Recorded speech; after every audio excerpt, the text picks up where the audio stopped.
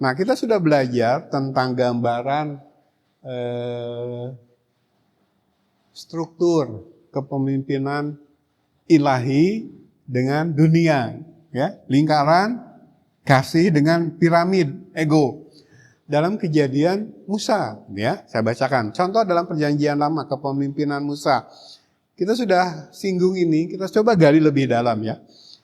Yang pertama, struktur kepemimpinan atas saran Yetro, Keluaran 18 ayat 17 sampai 23, tapi saya bacakan ayat 21 saja. Di samping itu, kau carilah dari seluruh bangsa itu orang-orang yang cakap dan takut akan Allah, orang-orang yang dapat dipercaya dan yang benci kepada pengejaran suap. Tempatkanlah mereka di antara bangsa itu menjadi pemimpin 1.000 orang, pemimpin 100 orang, pemimpin 50 orang, dan pemimpin 10 orang. Salah enggak ini? Enggak, ya terus katakan pilih orang-orang yang cakap, takut akan Allah, yang dapat dipercaya, yang tidak mungkin korupsi. Oh, berbicara tentang korupsi, musuh utama negara kita. Kalau kita bicara leadership, bisa mengenali nggak? Masalah utama negara kita apa? Kaya, uang ada. Masalahnya, kebanyakan dana yang tersedia, bisa loh menggaji guru-guru sebesar gaji anggota DPR. Tapi dana itu sekarang nggak ada. Kenapa? Karena habis dikorupsi. Itu kan masalah kita. Kalau kita mengkritisi program makan bergizi gratisnya Bapak Presiden kita setuju kok. Tapi kan tidak ke akar masalah. Karena kalau diberantas itu korupsi, lalu rakyat disejahterakan, pembangunan benar-benar fokusnya menyejahterakan kehidupan rakyat, mereka nggak akan kekurangan makan.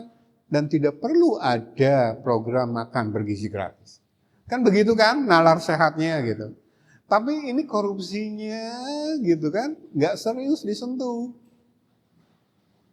Tapi rakyat kemudian diiming-imingi dengan program-program yang bagus programnya. Tapi di sana yang duduk sebagai leader-leader ini, pemimpin 1.000, pemimpin 100, pemimpin 50, pemimpin 10, para tikus-tikus kantor.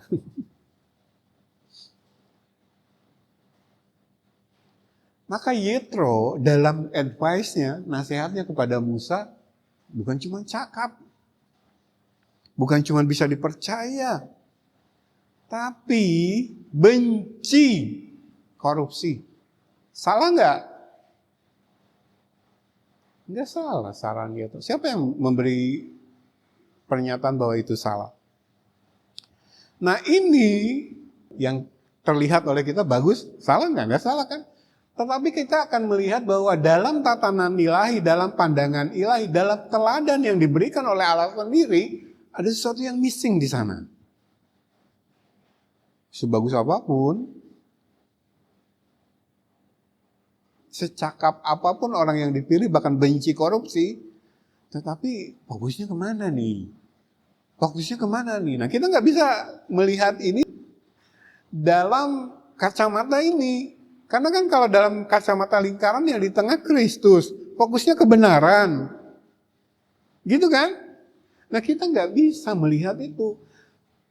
Saya sudah banyak membaca tulisan-tulisan yang ditulis oleh sarjana Kristen. Dan mereka mengatakan oke terhadap tatanan yang dinasihatkan Yitro kepada Musa. Saya pikir ya karena itulah yang mereka praktekkan dalam gereja-gereja, organisasi yang mengatasnamakan gereja saat ini. Betul kan? Lalu kenapa gereja jadi pecah-pecah? Lalu kenapa ada keributan-keributan ketika gereja-gereja ini berkumpul? Maksudnya kenapa ini terjadi? Mungkin mereka sudah menerapkan orang-orang yang cakap di sana. Mungkin jalan organisasi gereja, saya kasih tanda kutip dulu ya, berjalan dengan rapi dengan adanya orang-orang ini. Ada sesuatu yang missing. Nah, sekali lagi kita akan melihat sesuatu kurang tepat atau dalam bahasa Alkitab salah, tidak sesuai dengan kehendak Allah ketika kita tahu kebenaran. Nah, kebenaran di mana? Ini. Coba kita lihat tatanan sesuai firman Allah yang diberikan kepada Musa itu dicatat dalam Bilangan 11 ayat 16 dan 17. Saya bacakan demikian firman Tuhan. Lalu berfirmanlah Tuhan kepada Musa, kumpulkanlah di hadapanku dari antara para tua-tua Israel 70 orang yang kau ketahui menjadi tua-tua bangsa dan pengatur pasukannya. Kemudian bawalah mereka ke kemah pertemuan supaya mereka berdiri di sana bersama-sama dengan engkau. Gimana, sudah mulai menangkap enggak? Sampai situ ya, ayat 16. Ayat 17, maka aku akan turun. Jadi Musa ada di antara mereka. Lalu Allah turun ke tengah-tengah mereka. Nah, dalam konteks perjanjian lama di kemah pertemuan, hadirat Allah turun di sana. Tapi Musa tidak diinstruksikan berdiri di tengah. Berdiri bersama para tua-tua yang kau pilih 70 orang itu. Atas instruksiku. Saya ulang ayat 17. Maka aku akan turun dan berbicara dengan engkau di sana, lalu sebagian dari roh yang hinggap padamu itu akan kuambil dan kutaruh atas mereka, maka mereka bersama-sama dengan engkau akan memikul tanggung jawab atas bangsa itu. Jadi tidak usah lagi engkau seorang diri memikulnya. Mulai nangkap nggak gambaran ini? Perjanjian lama kita bicara. Dan satu hal yang tidak kita temui di sini kan yang kita lihat sosok apa? Siapa yang memberikan nasihat struktur kepemimpinan ini kepada Musa? Manusia. Mertuanya Musa, Yetro. Yang dikatakan imam Midian.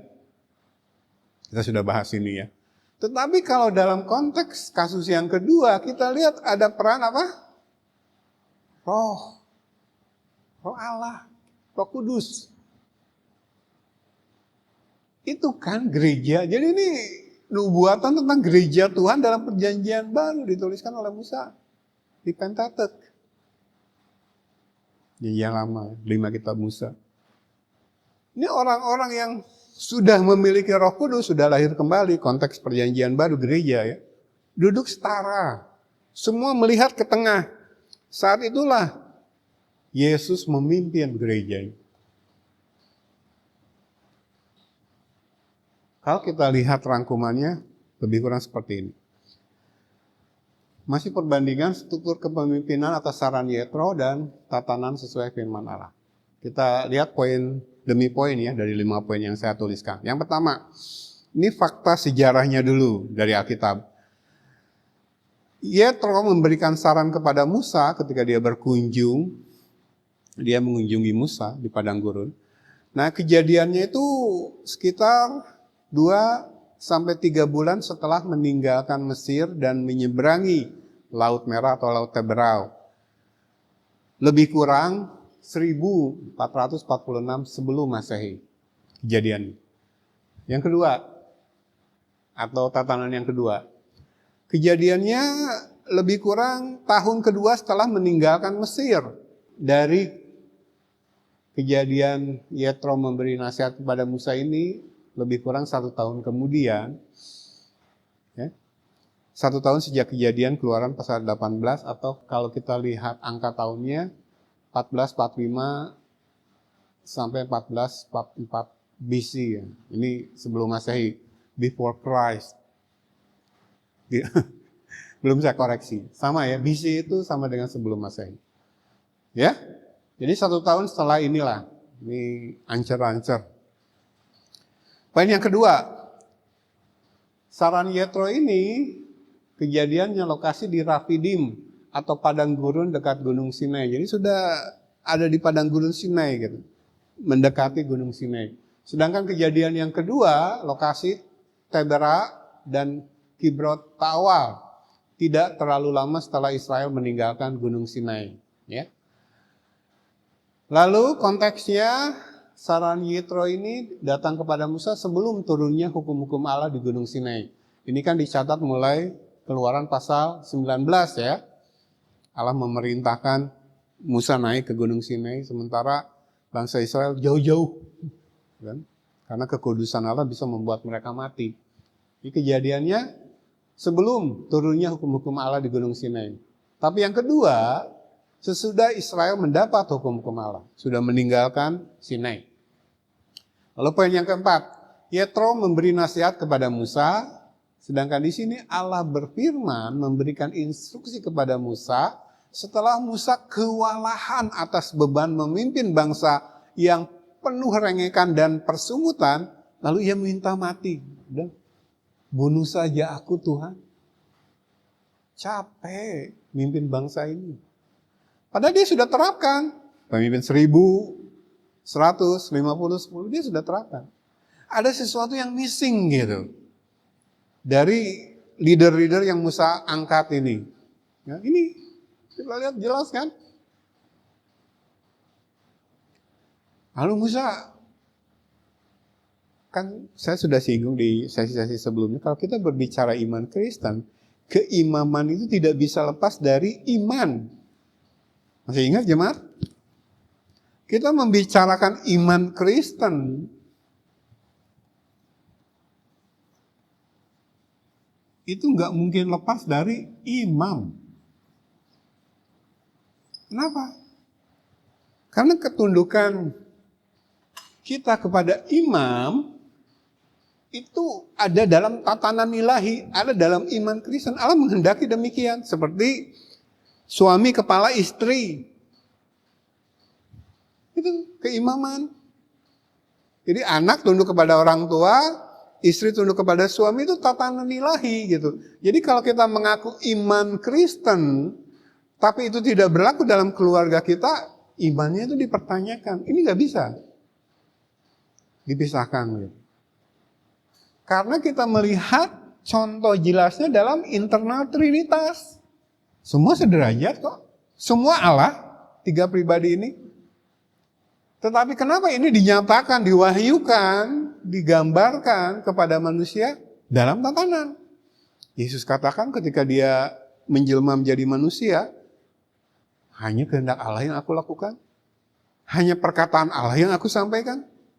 Lalu tentang Roh Kudus, dia tidak akan berbicara dari dirinya sendiri. Apa yang kukatakan kepadanya, itulah yang akan dia sampaikan kepada jemaat. Kita lihat tatanan kan? Itu sukarela. Subordinasi atau merendahkan, menundukkan diri secara sukarela karena kasih. Nah itu yang menjadi kehendak Allah dipraktekkan oleh gereja Tuhan. Begitu ya. Jadi berbicara iman Kristen itu imam. Jadi keimaman di dunia ini sebenarnya bagi kita tuh latihan. Penundukan kepada Allah itu tunduk kepada imam yang Allah tetapkan. Jadi jemaat kalau tunduk kepada gembalanya itu karena tunduk kepada Allah. Bukan tunduk kepada gembala gitu. Dalam pemahaman, Yesus sendiri mengajarkan apa? Tunduklah kepada pemerintah. Bahkan mungkin pemerintahnya nggak Kristen. Kita hidup di negara yang non-Kristen. Tapi tetap Allah memerintahkan kita tunduk kepada pemimpin kita. Pajak misalkan, zamannya Yesus. Bayar. Apa yang milik Kaisar, kembalikan kepada Kaisar. Begitu kan? Ada tatanan ilahi, Tuhan menetapkan ada pemimpin-pemimpin rohani. Secara pribadi semua setara di hadapan Tuhan. Paulus katakan kepada jemaat, kita sesama anggota. Tetapi dalam praktek kehidupan iman Kristen yang benar, aku yang bertugas, karena Allah yang menugaskan, mengajar kamu kebenaran. Begitu ya? Jadi saya ingatkan lagi, karena kalau kita lihat dalam praktek kehidupan Kristen sekarang, kalau keimamannya salah, pasti imannya itu salah. Saya sudah ajarkan kan di sesi sebelumnya.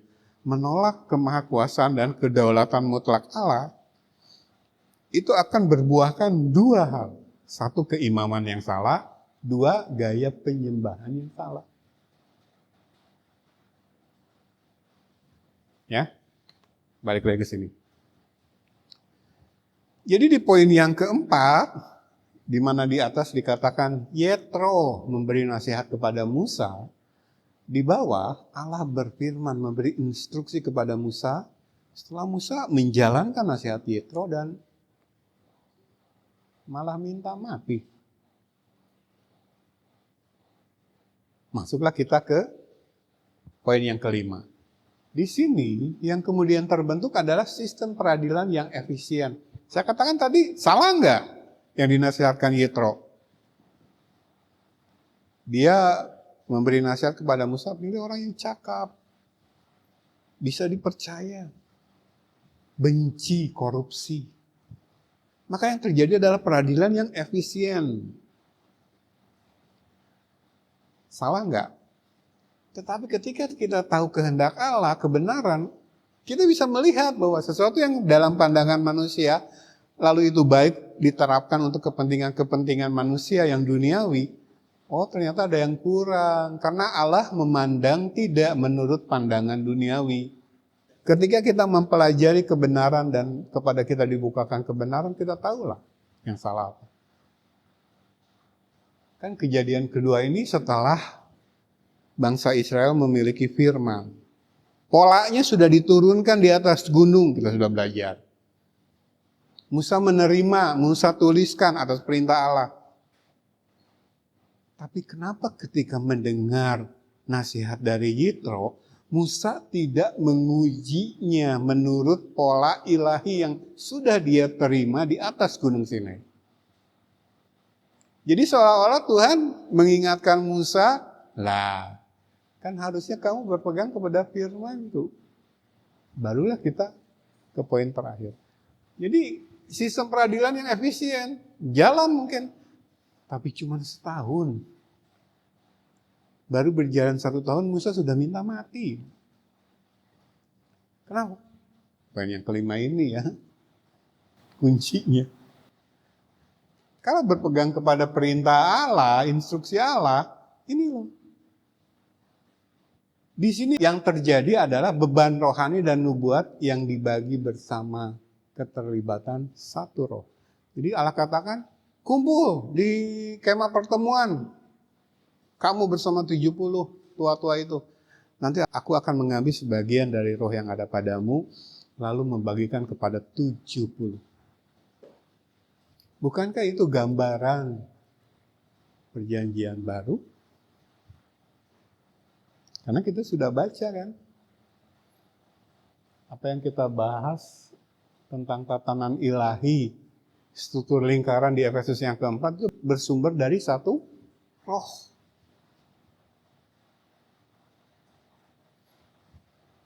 Ya?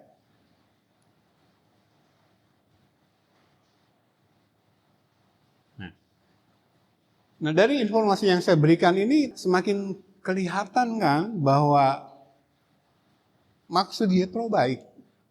Dan apa yang dia sarankan kepada Musa itu baik. Tapi mengapa bertahan cuma 1 tahun?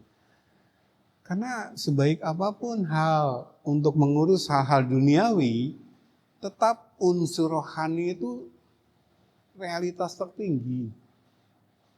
Alkitab menyatakan dan mengajarkan tentang hal spiritual atau rohani sebagai realitas tertinggi dan kekal, mendefinisikannya sebagai sesuatu yang substansial dibanding dunia fisik yang terlihat dan bersifat sementara. Ayat-ayat kunci berikut menekankan bahwa realitas sejati ditemukan dalam Allah yang adalah roh dan dalam hal-hal yang tak terlihat dan kekal, bukan dalam apa yang dirasakan oleh indera tubuh jasmani.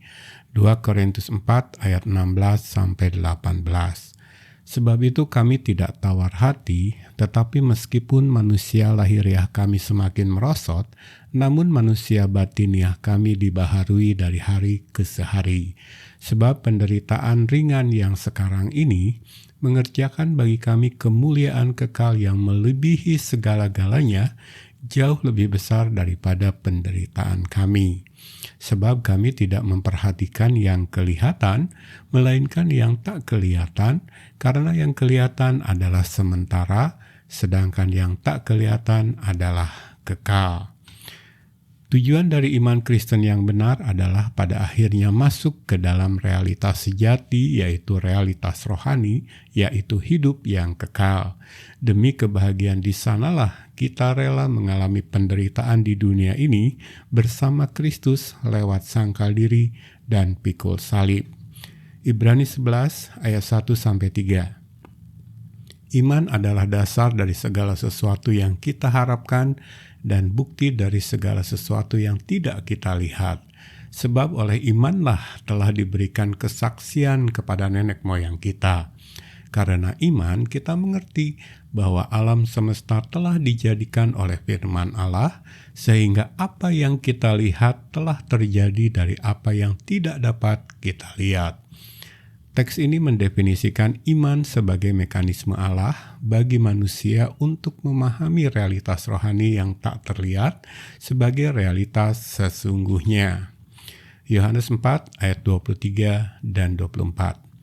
Tetapi saatnya akan datang dan sudah tiba sekarang bahwa penyembah-penyembah benar akan menyembah Bapa dalam roh dan kebenaran, sebab Bapa menghendaki penyembah-penyembah demikian.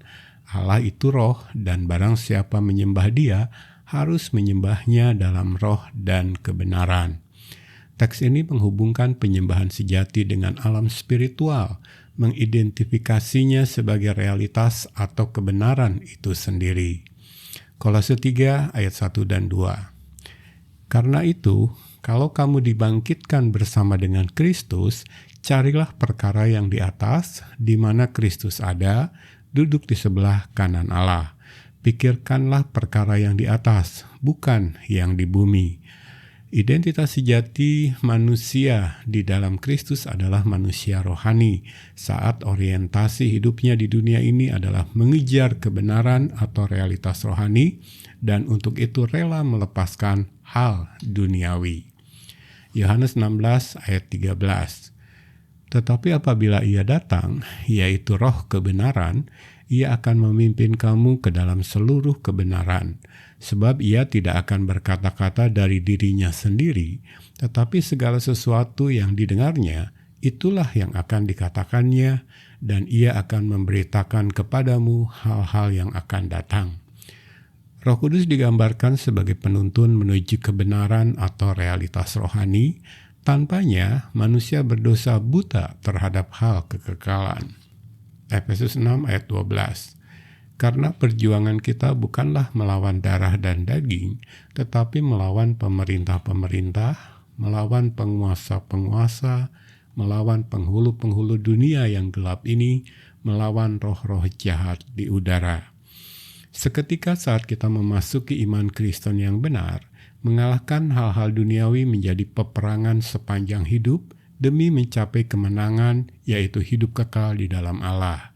Musuh kita bukan hal-hal duniawi, melainkan kekuatan iblis yang bersifat rohani, yang menggunakan hal-hal duniawi untuk melancarkan tipu muslihatnya untuk menyelewengkan manusia dari kebenaran. Yohanes 14 ayat 6. Kata Yesus kepadanya, Akulah jalan dan kebenaran dan hidup. Tidak ada seorang pun yang datang kepada Bapa kalau tidak melalui Aku. Yesus memperkenalkan dirinya sebagai jalan, kebenaran, dan hidup menuju Allah yang rohani atau hidup kekal. Menancapkan realitas rohani atau hidup kekal itu sendiri pada pribadi ilahinya, bukan pada hal-hal material duniawi. Jadi lewat pewahyuan insiden atau kejadian yang kedua ini, yang terjadi di Tabera dan Kibrot Tawa ini, di situ kan bangsa Israel bersungut-sungut. Oh, mana terus katanya, enak nih perut kami. Picky. Ya. Padahal kita belajar di perjanjian baru Yohanes pasal 6, inilah yang dibangga-banggakan oleh orang Israel. Nenek moyang kami makan roti dari sorga. Sampai Yesus mereka tolak roti hidup. Pada kejadiannya, nenek moyang mereka bersungut-sungut. Mana tuh? Kami ingin daging. Itu konteks kejadiannya. Kedua, kita dapat gambaran lebih jelas ya, bahwa unsur firman Allah dan roh itu penting. Dan seharusnya kalau kita berbicara kejadian dalam perjanjian baru, kalau kita berbicara perjanjian baru harusnya kan ini digambarkan dalam perjanjian lama. Tetapi gereja sekarang justru memilih mempraktekkan ini.